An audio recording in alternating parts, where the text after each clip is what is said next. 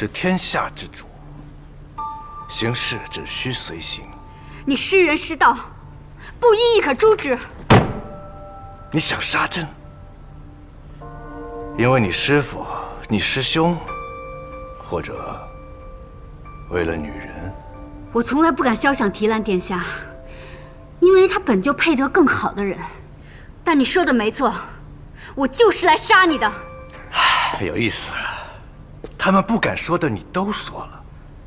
放开他，让朕见识见识这个年轻人的本事。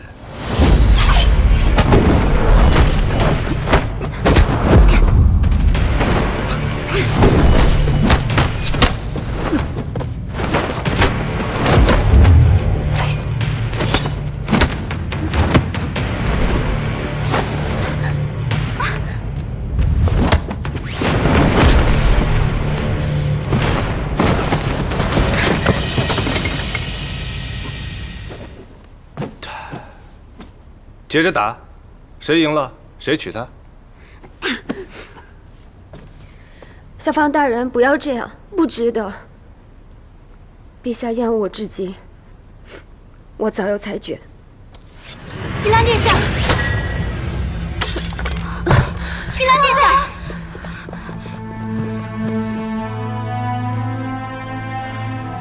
我知道陛下厌恶我，提篮唯有一死。这没你的事了，惺惺作态，出去！恭送淑容妃殿下。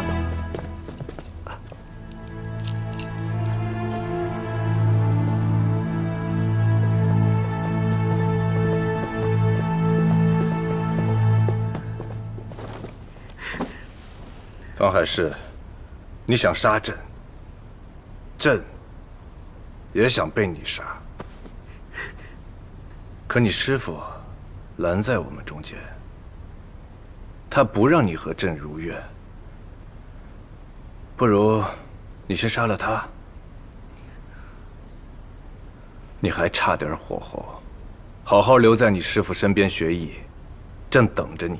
但你可要学得快点儿，因为这年头想杀朕的人，没有1万也有8000，只不过全是帮废物。朕早已经活得不耐烦了。